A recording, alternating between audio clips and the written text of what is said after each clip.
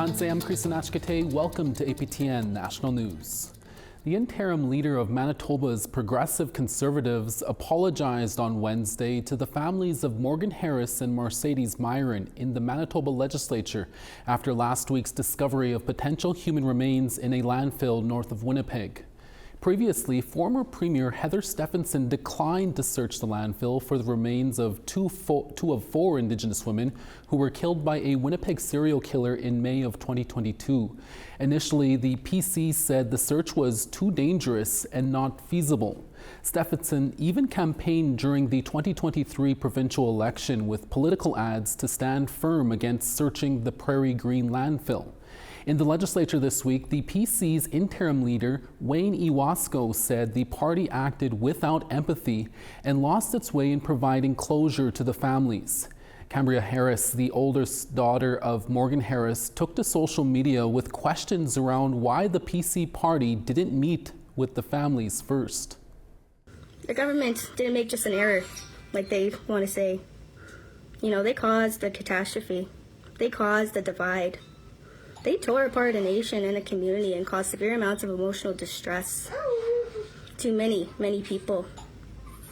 To the point where it made others comfortable to come out and spew full-on white supremacy and racist comments against victims' families, but also Indigenous people going forward, not only in Winnipeg, but across Canada.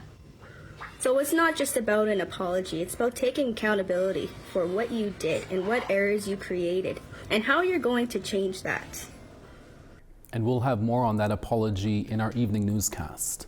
The 15-year-old that is facing charges in relation to the quadruple homicide in Carry the Kettle, Nakota Nation in southern Saskatchewan appeared in court on Wednesday morning. The youth, who cannot be named due to the Youth Criminal Justice Act, appeared virtually in provincial court. He is facing 4 counts of first-degree murder and will remain in custody until his next court appearance, which is scheduled for March 19th. The judge also reiterated that the youth is not allowed to have any communication with his co-accused, 18-year-old Darius Reset, who is facing similar charges. Last Tuesday, Reset was in Regina's provincial court, where he was remanded in custody with his next court appearance scheduled for March 18th. Meanwhile, the Foul Hills First Nations Police Service has arrested and charged the chief of the Carry the Kettle Nakota Nation in an ongoing financial crimes investigation. The announcement was made late Wednesday afternoon. According to police, 37-year-old Scott Ashapi was charged with fraud, theft, money laundering, and breach of trust. The Foul Hills police say Ashapi is scheduled to appear in Indian Head Provincial Court on May 6th. In a social media post by Chief Ashapi, he said the charges are related to a few disgruntled councillors who have been trying to charge him for the 4th time. Since being stripped of her Order of Canada medals, Buffy Sainte-Marie told the Canadian press in a statement that she has returned the medals with a good heart and repeated she has never lied about her identity. The award-winning singer-songwriter said she's an American citizen and holds a U.S. passport, and that her Cree family in Piapot First Nation in southern Saskatchewan adopted her forever, and that will never change. Her statement comes after Rideau Hall said it terminated 2 Jubilee medals last January. The medals were given to Buffy in 2002 and 2012 and were associated with her membership to the Order of Canada in 1997. This comes after a 2023 CBC News report that questioned Sainte-Marie's Indigenous heritage. In her statement to the Canadian press, Buffy Sainte-Marie added, "I've never treated my citizenship as a secret, and most of my friends and relatives in Canada have known I'm American, and it's never been an issue. Although it's true that I've never been certain of where I was born and did investigate the possibility that I may have been born in Canada, I still don't know." Sainte-Marie also challenged the previous CBC report, adding, "They didn't interview anybody who knew me or my growing up mother, but instead constructed a false narrative and then asked people to comment on it."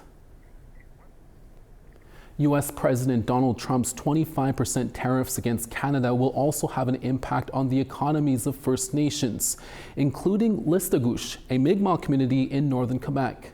As APTN Savannah Craig reports, not only is Listagouche facing uncertainty, but the community says it's been left out of conversations with the Quebec and federal government to address the tariffs. American President Donald Trump has finally delivered on his threats. 25% on Canada and 25% on Mexico. He says he's punishing both countries, but these tariffs have hit First Nations as well. The impacts it has right now is the uncertainty because the majority of the seafood that we harvest is sold, eventually transformed, processed, and then sold to the U.S. markets. Denny Isaac is the Associate Director of Natural Resources for the Listugush Mi'kmaq government. He says Listugush exports between 80 to 90% of their snow crab to the United States. Isaac says its economy is going to be heavily impacted. Snow crab depends on the season and the price and the stock, can bring in upwards to, could be $5 to $10 million annually. So quite important to the community because these revenues are outside of any type of government programming that comes from Indigenous Services Canada, and these are usually used to support community projects that ISC wouldn't support. With uncertainty of how long these tariffs will be in place, it's possible the community may need to look for new sources of revenue. We're kind of stuck right now, but I think moving forward, I think we need to start finding new markets and become a little more independent. Isaac says neither the Quebec or the Canadian governments have reached out to offer ways to work together on how to respond to Trump's tariffs. Few changes in the agenda for today. The Assembly of First Nations of Quebec and Labrador says it's also been left out of these discussions. I think the relationship between Canada and US is changing, and this is going to have an impact on our First Nation, that's for sure, and obviously on our land. So that's why we need to be there at the table. The AFN-QL's newly elected regional chief, Francis Verreau-Paul, says First Nations need to be included in decision-making. More than ever, we need to be united on different fronts. In a press conference held in Montreal, APTN News asked Federal Environment Minister Stephen Guilbeault why the AFN, QL, and Listugush aren't part of any tariff talks. Things are going very rapidly, but I'm confident that the federal government will reach out in the near future to the various nations and national Indigenous organizations. While there are concerns about the long-term impacts of these tariffs, Isaac says he welcomes building cross-border relationships with Indigenous communities. We don't have borders when the Mi'kmaq have, under the Jay Treaty, we can freely cross the border, and we have, dual citizenship between U.S. and Canada. And so we're hoping that we can, find new partners and hopefully maybe it'll create new markets with our Indigenous brothers and sisters in the United States and their homelands and their territories. Until then, Listugush is waiting to see how much of an impact Trump's tariffs will have on its economy. Savannah Craig, APTN National News, Montreal. We need to take a quick break, but first a preview of what we're working on. On Wednesday, a groundbreaking ceremony took place on the site of the future Mercury care home in Grassy Narrows First Nation. The deal to build the facility was made 5 years ago following decades of activism by members and their supporters. APTN Sarah Bettens was in the community and brings us an update. We're here in Grassy Narrows First Nation, where we witnessed a groundbreaking ceremony for a new Mercury care facility. This is something the community has been fighting for generations. It's estimated that 90% of people in Grassy Narrows have experienced symptoms of mercury poisoning. Today, we heard from community members who have been directly impacted by mercury poisoning. And we'll have a full report on our evening newscast today.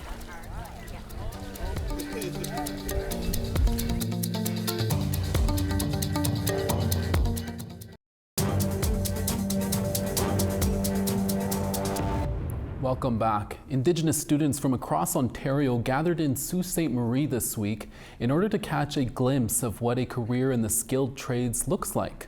Hosted by Skills Ontario, the first annual Skilled Trade in Tech Summit gave students from grades 7 to 12 a chance to interact with trade professionals and participate in some hands-on demonstrations. APTN's Mike McDonald reports. Everything from construction to robotics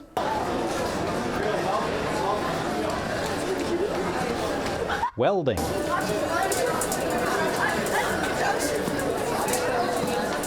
and cosmetology. Students participating at a trade summit aimed at Indigenous youth got the chance to experience it all.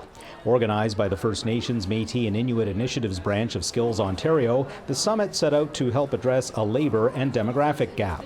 There's a skilled trade shortage, so we need skilled trade workers, and Indigenous youth are the fastest growing population in Canada. So it just makes sense to have Indigenous youth kind of look at these careers, think about these careers, the benefits and the rewards of these careers, and then possibly pursue them in the future. The North Shore Tribal Council sponsored the event. The organization's CEO says he's noticed a lack of interest in the trades among Indigenous students. I watched my own children grow up, and a lot of their friends wind up taking social services in school because everyone else is doing it. But that's not for everyone. Social services, psychology, very important careers, but not everyone can do that. Sioux College's Indigenous student recruiter says a lack of math and English skills has proven to be a barrier for some Indigenous students wanting to enter the trades, and the college offers a program which provides those students with a means of upgrading those skills. The Bidawin program does have those areas where they can upgrade their math skills and English skills to be able to be successful when you go into our trades program that require many of those math components, and many of the courses that they're going to be going into in the trades related will be relevant to what math components that they need to be successful in it. Organizers of this year's Trade and Tech Summit say around 1,200 students participated and that discussions about next year's event are already underway. Mike McDonald, APTN National News, Sault Ste. Marie.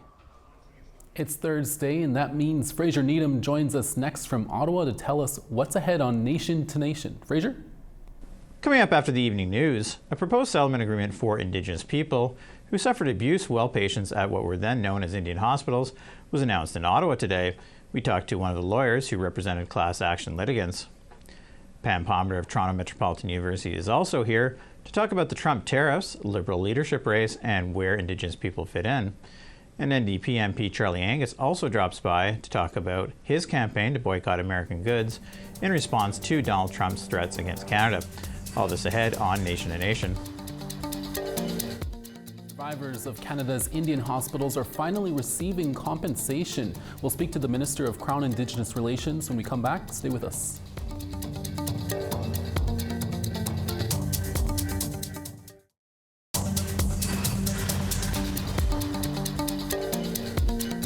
Starting on the east, Charlottetown 8, Halifax Sun and 5. Cartwright -11, Happy Valley Goose Bay -17. Saguenay 4, St. Jovite 3. Sarnia 3, London -4. Big Trout Lake -11, Wawa -10. Puckatawagan -17, Thompson -16. -7 in Winnipeg, Gimli -8. Regina -10, Saskatoon -9. Meadow Lake partly cloudy and -1, La Ronge -14. Rain and high level at 2, Peace River 4. Medicine Hat 7, Lethbridge 6. Kamloops 11, Vancouver 11. Fort Nelson 7 and partly cloudy, Smithers 5. Watson Lake 1, Mayo 1. -15 in Yellowknife, Wati -14. Inuvik -10, Colville Lake -19. Baker Lake -21, Chesterfield -22. And Igloolik -19, Arctic Bay -24. Thanks for staying with us. Canada has signed a $1.1 billion settlement with survivors of Canada's Indian hospitals. The federal government has offered to settle a class action lawsuit that was seeking damages for the mistreatment of former patients in federal Indian hospitals. The announcement will be made today by Crown Indigenous Relations Minister Gary Anandasangri and Representative Plaintiff Anne Cecile Hardy in Ottawa. We recently spoke to Minister Anandasangri about what this all means. Here's that interview. Minister Ananda Sangari, thank you so much for joining us today. It has been a long time coming for the patients who went to the federal Indian hospitals in Canada. Can you tell us how important this announcement is for those who went to these 33 hospitals? This is hugely significant. As you know, the last hospital closed in 1981. It operated from 1936 towards 1981, with the last one closed. There are a lot of survivors who have passed on, but for those who remain, this is hugely significant. They've held their stories, their experiences, the atrocities that took place close to their sleeve for many years. For many of them, this is the first time they're actually speaking about it. So I believe that it's a very important moment for the survivors, their families, but also for Canada. Minister, it was also announced that the federal government will provide more than $500 million to help support the 100,000 survivors of these hospitals. Can you break down where this money will go and what that is expected to look like? Sure. The first and most important part of the resolution involves supporting individual claimants, individual survivors, which includes compensation in the range of $100,000 up to $200,000, depending on the type of harm that they endured. There's also a $235 million that's set aside for healing and for other supports. There's an additional $150 million towards commemoration. And there's also funds available towards legal fees, ensuring that there's legal representation for every one of the claimants who come forward. The important aspect here is not the financial compensation, it is the broader issue of accepting and acknowledging and ensuring that the harms caused over the many years, for some, it was over 3 or 4 years, especially at a very young age, they've endured at federally run Indian hospitals, have some closure and have some answers, and also will enable them to move forward. So it is fundamentally important that for Canada we continue this path of reconciliation. We acknowledge past harms and enable people to build trust and move forward, as survivors. Minister, do you have a message to those survivors who endured and went through unspeakable things in these hospitals? I'm talking about those who weren't allowed to leave the hospitals, living with TB for years as children, and those who had so many tests done against them against their will. They carry those scars to this day, and many of those survivors have passed away and also died in these hospitals and never went back to home to their families. Look, I've been meeting with survivors across Canada. I've had a chance to speak to a number of very small groups and individual survivors, including the lead plaintiff in this case, Ms. Anne Hardy. And the common thread there is that there's an enormous sense of displacement and loss, and I wouldn't even say anger, but real animosity towards what happened to them. I believe the acknowledgement that we're making tomorrow will put to rest, I think, some of the anxiety faced by many of the survivors. In a broader context, this is about us walking on this path of reconciliation. Many past childhood harms, especially, have had intergenerational impacts, not just on those who have endured these hardships, but also their descendants. And I believe what we're doing is enabling a reset of this relationship, building trust, and to ensure that people can move forward. I met a middle-aged man in Vancouver a couple of weeks ago who is afraid to go to the hospital just to get basic treatment. He's afraid to go and be treated. And this is what people, for just an emergency visit even, he's petrified about going. So these have left long-standing scars, and I'm very hopeful that this turns the page and allows us to move forward and really build up those who have endured so much and their descendants. And as a Canada, it enables us to understand, to learn from this, to ensure that atrocities like this never happen, the mistakes of the past are not repeated again. Minister, really quickly, are you able to speak to whether the families of those survivors will also be compensated? Certainly have a compensation for those who were alive as of the filing of the court case, which was around 2016. So those who've deceased since that time are eligible for compensation, and they will certainly, their estates are eligible. With respect to the broader family class, they are able to access some of the wellness and mental health supports that's available through both Indigenous Services Canada, but also through the foundation that will be set up to do some of the healing. Finally, Minister, what are the next steps following this announcement? Well, this is a historic agreement between the lead plaintiff in this case, Ms. Hardy, and the class of those who went to federally run Indian hospitals. The next step here is that this agreement needs to be endorsed by the judge. There's a hearing that's set for the middle of June, and we're hopeful that the presiding judge will look favorably upon this agreement. And following the judge's endorsement, if they do endorse this agreement, then the next steps will be to establish an administrator and make sure that there's outreach across Canada, across all communities, especially remote, rural, northern areas, and to ensure that survivors know that this class action has been resolved and they may be entitled to some compensation. So that will take some time, but we're very much on the path towards resolving this claim.